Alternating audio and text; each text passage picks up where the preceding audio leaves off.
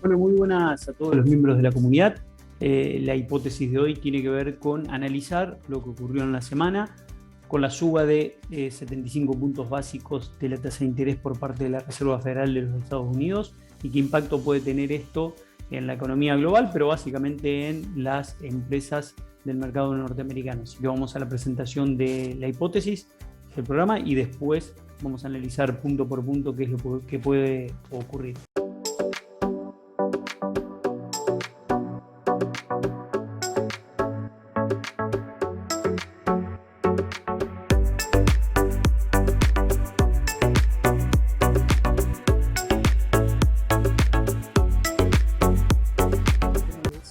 Desde 1994 no se produce un aumento de la tasa de interés de 75 puntos básicos. En ese momento Alan Greenspan decidió aumentar 75 puntos básicos la tasa de interés. Bueno, hace muchísimo tiempo que en Estados Unidos no ocurría esto y en primer lugar analizar un poco qué impacto puede tener en la economía global. Lo que primero está buscando la Reserva Federal es tratar de enfriar la economía y esto es un efecto muy complejo de lograr y que tiene que ser equilibrado. ¿Por qué? Porque cuando vos subís la tasa de interés para tratar de enfriar la economía y que no se acelere el proceso inflacionario, corres el riesgo de entrar en una recesión. Hay un fino equilibrio entre enfriar la economía subiendo la tasa de interés sin que eso sea recesivo y controlando la inflación, y hay un punto en donde eso termina decantando en una recesión y esto es lo que nadie quiere. Bueno, algunos dicen, bueno, es como la teoría de la ducha fría y caliente, que hasta que das vueltas, hasta que encontrás un punto en donde sale en el mismo criterio que vos estás buscando, ¿no? Sale muy fría a veces, sale muy caliente. Bueno, es un poco eso el juego que tiene que buscar la Reserva Federal, ir tocando los tipos de interés, evitando que se produzca una recesión. Otro de los aspectos que es muy importante, no solamente que está buscando el enfriamiento de la economía, sino que anticipó que va a acelerar toda la suba de tipo de interés que tenía pensado de acá hasta el 2023, se aceleró, se corrió el calendario de suba de tipos de interés y se adelantó, llegando a 3.4, dicen, en diciembre del 2022 y a 3.8 para el 2023. Así que un cambio, no solo un aumento de 75 puntos básicos, sino un cambio en toda la estructura de ajustes de tasas de interés para tratar de contener el proceso inflacionario, que es de 8.6, máximos históricos en los últimos 50 años en Estados Unidos. Punto número 2. Vamos a tener encarecimiento muy fuerte del crédito en los Estados Unidos. La economía estadounidense está endeudada, las economías familiares están endeudadas, no en un nivel exagerado, lo vimos en una hipótesis en este canal, pero no deja de ser un problema si después se termina entrando en una recesión. Así que a prestar atención, a tener cuidado. El encarecimiento del crédito, por supuesto, encarece el consumo y esto genera que el consumo se vaya enfriando y hay que ver si ese consumo no se termina retrayendo demasiado, mucho más de lo esperado por parte de la Reserva Federal. El tercer aspecto del que vamos a hablar es la fuga de capitales desde los países emergentes hacia Estados Unidos. Esto es un efecto inmediato de la suba de tasa de interés, el vuelo hacia la calidad, el vuelo hacia las inversiones más seguras y por supuesto esto va a tener un impacto en todas las monedas de los países emergentes. Hay venta de moneda de países emergentes para pasarse a dólar y esto también tiene un crecimiento del dólar y fortalecimiento del dólar, que lo vamos a ver en un índice que se llama DXY, que lo vamos a analizar más en profundidad cuando terminemos de ver punto por punto, porque no es un dato menor, es un dato para estudiar, para analizar con mucho cuidado, porque el impacto en las empresas norteamericanas puede ser muy significativo. Otro de los aspectos que produce el aumento de la tasa de interés, dijimos, es la suba del crédito, pero la suba del crédito también impacta a los proyectos de inversión de las empresas.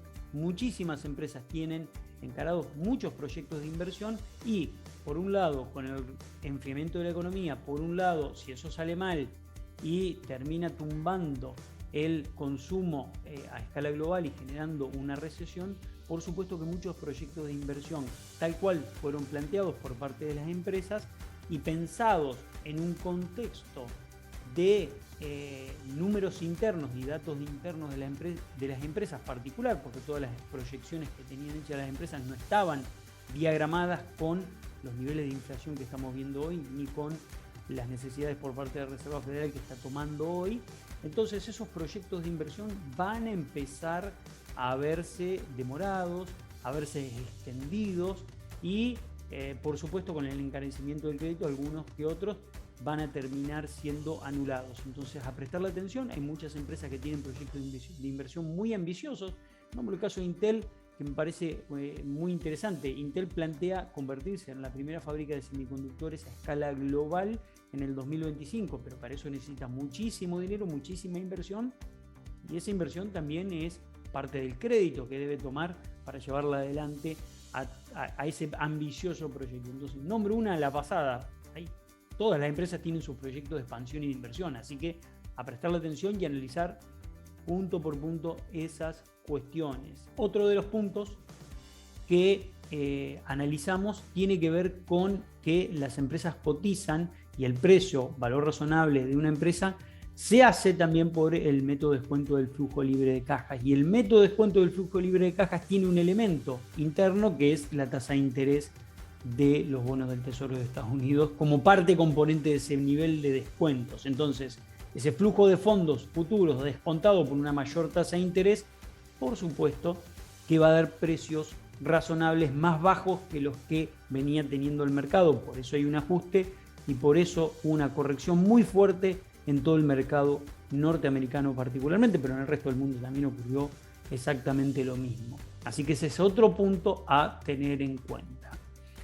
Otro de los puntos a prestarle mucha atención es la suba del riesgo país en todos los países, porque el riesgo país, una parte componente del modelo de análisis del riesgo país o de la composición del riesgo país, es la tasa de los bonos del Tesoro de Estados Unidos. Entonces, al subir la tasa, sube el riesgo país automáticamente en el resto de los países porque es parte de la fórmula de cálculo. Lo estamos viendo en Argentina, lo estamos viendo también en el resto de los países a escala global, así que otro de los puntos, suba del riesgo país en el resto de los países. Otro de los aspectos muy importantes es que lo que está buscando el gobierno de los Estados Unidos con esta suba de tasa de interés es desincentivar el consumo e incentivar el ahorro, y esto va a generar que se detraigan recursos para el consumo y es un doble golpe para las empresas. Por un lado, el golpe por el consumo y por la caída en el nivel de consumo que vamos a ver. Y por el otro lado, el aumento en el nivel de ahorro lo que hace es que se fortalezca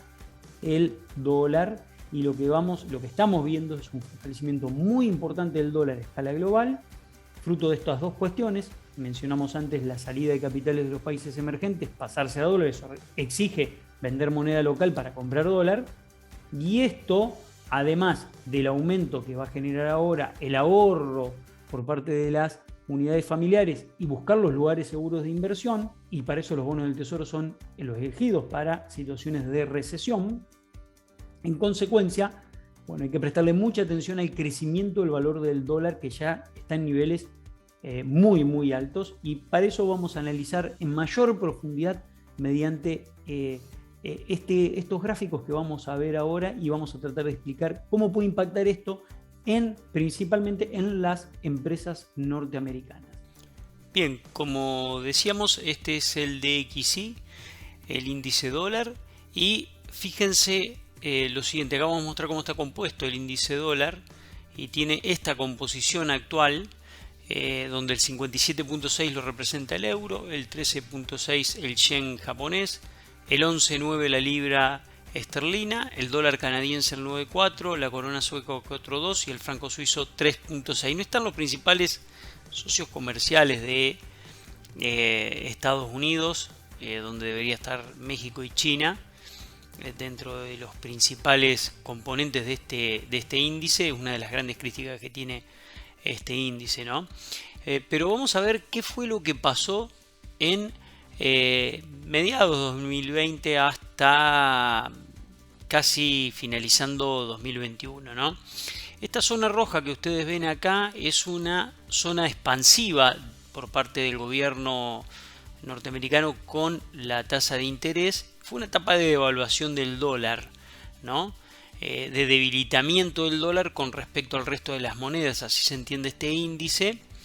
Y a partir de fines del 2022 esto empezó a cambiar, primero de manera lateral y después de manera decidida, que es esta etapa que vemos acá en verde. En esta etapa lo que hay es una etapa de apreciación del dólar con respecto al resto de las monedas, y esta es una etapa compleja para la economía norteamericana y para las empresas que cotizan y que son norteamericanas, ¿no? Las principales empresas norteamericanas están teniendo un inconveniente muy grande con esta cuestión. Marcamos acá etapa expansiva para las ventas de las empresas de Estados Unidos por tasas de interés bajas y etapas de contracción de las ventas de las empresas de Estados Unidos por tasas de interés más altas. En consecuencia, hay un debilitamiento de la posibilidad de ventas de las empresas norteamericanas y lo vamos a ver de la siguiente manera. Ustedes piensen lo siguiente, esta es la paridad dólar-euro, ¿no? Que representa el 57% de ese índice. Etapa del dólar débil, etapa de principios, mediados del 2020 y principios y mediados del 2021, debilitamiento del dólar, con respecto al euro, 1.24 dólar por euro, ¿no? Y después tenemos la etapa actual, etapa de un dólar fortalecido con respecto al euro, en este caso 1.04 dólar por euro. Las dos etapas bien diferenciadas y bien distintas. Ahora vamos a ver cómo funciona esto con un ejemplo para pensarlo en términos de bienes, de intercambio comercial de bienes. Vamos a verlo de esta manera, ¿no? Paridad euro-dólar, pensemos en un iPhone. Vamos a poner un número de $1000 para hacer fácil el ejemplo. Etapa de dólar débil, dijimos, es la etapa del dólar, un dólar 24, un euro. La equivalencia. Para convertir la equivalencia a la inversa, para saber cuántos euros me cuesta un dólar, hago un euro dividido 1.24 dólar, me da 0.8064, que es la tasa de conversión entre las monedas. Un dólar equivale a 0.8064 euros, ¿no? En consecuencia, en la etapa del dólar débil, cuando cotizaba a 1.24 por euro, el iPhone, que vale $1000, por la tasa de conversión me da que cuesta 806 euros aproximadamente. Bien, quédense con este número porque es muy importante para este ejemplo. El segundo caso es la etapa actual, etapa del dólar fuerte, ¿no? Mismo iPhone, vale $1000, etapa del dólar fuerte. 1.04 dólar por euro, para hacer la tasa de conversión hacemos lo mismo, 1 euro dividido 1.04 dólar, 0.9615. Un dólar equivale a 0.9615 euros.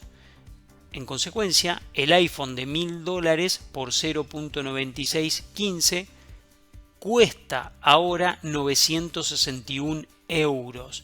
Aumentó significativamente por la revalorización del dólar con respecto al euro. Se encarecieron los productos de las empresas norteamericanas con relación a al poder de compra del resto del mundo. Acá lo estamos comparando con respecto a Europa, pero en realidad está ocurriendo en todo el mundo esto.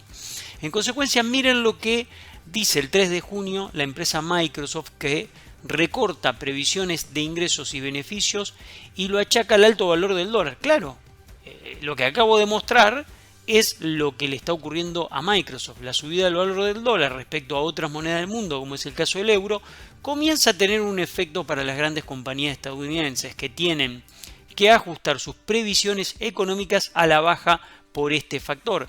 Microsoft se ha convertido en la compañía estadounidense más grande hasta el momento en tener que ajustar sus previsiones de beneficios, de ingresos y beneficios a la baja, como se ha dado a conocer este jueves en un comunicado. La empresa estadounidense ahora espera obtener ingresos en el segundo trimestre del año por valores de 51.940 millones de dólares y 52.740, cuando en realidad las previsiones que tenía realizadas eran de 52.400 y 53.200 millones. El recorte a la baja, alrededor de 1.000 millones de rango, tiene que ver exclusivamente con el índice dólar y con el recorte es de aproximadamente 1.000 millones de dólares, y esto por supuesto que está afectando a todas las empresas de Estados Unidos.